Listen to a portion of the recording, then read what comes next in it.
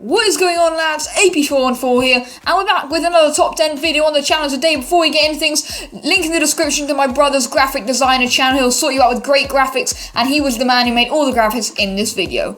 So, the first player is going to be Radamel Falcao. When this guy moved from Atletico Madrid to Monaco, he went for £51 million, which was a lot of money. I don't know if it's really worth. He didn't score that many goals in Monaco. He's got a solid amount, but just not really the amount you would expect of such a world-class striker. And 51 million, I would say, is a bit too much for Falcao. In ninth place, we have Edinson Cavani, and this guy moved from Napoli to PSG for £55 million. And he was actually quite a great player at Napoli, and he was absolutely fantastic in the Champions League against Chelsea and various other clubs. But, you know, he didn't really do too well at PSG. He still hasn't done that good. Ibrahimovic, of course, has overshadowed him a bit, but I would expect a few more goals from Cavani, but he could get better in the future.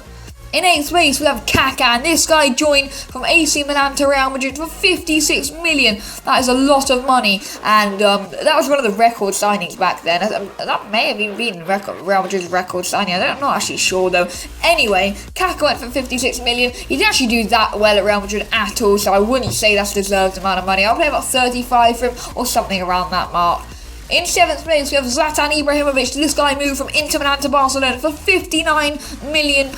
So again, we're slowly getting up to the 60s and we're nearly there. And Zlatan Ibrahimovic is an absolutely fantastic striker, but never really grew a bond with Barcelona. He didn't really like the trainer, so I suppose that didn't go very well at all, did it? And eventually he just didn't do too well for £59 million too. In 6th place, we have Angel Di Maria. This guy moved from Real Madrid to Manchester United for just 700k more than Ibrahimovic was worth. And that was £59 million. So this guy is worth so much money, and he was an absolute flop for Manchester United. He was in worst transfers of 2014 to 15, and he did absolutely atrociously at Man U. It was just completely poor.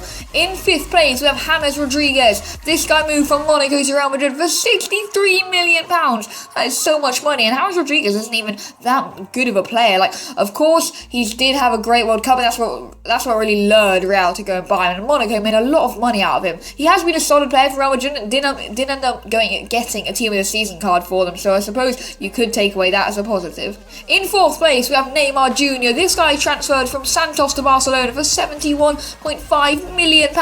We're into the 70s now, and although many people don't know if this was his actual fee, who knows, he could have gone for like 85 or something, but Barcelona weren't releasing it, and that's why we've actually got a transfer ban. But Neymar went for so much, and he has been a superb player for Barcelona, and I absolutely love that guy. In 3rd place, we have Luis Suarez. It's another man who's transferred to Barcelona, this time for £75 million from the Reds, Liverpool.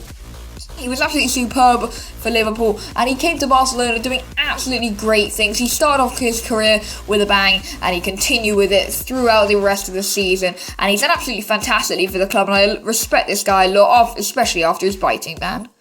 In 2nd place, we have Cristiano Ronaldo. This guy moved from Manchester United to Real Madrid for £80 million. And if you think that is actually 2nd place, imagine what 1st is going to be. Oh my gosh, he transferred for so much money to Real Madrid. And eventually, I suppose you could say it's worth it with the amount of trophies he's won for the club. And he has done great things for them. But maybe he's just going a bit downhill towards the end of his career. I don't know, you decide. In 1st place, I said it was going to be a lot of money. It's Gareth Bale. I do not think this guy is worth £86 million, but okay, of course, he went for that much, and that is of course why he is on the thumbnail. He's on the front cover. He's on the front cover for everything to do with money.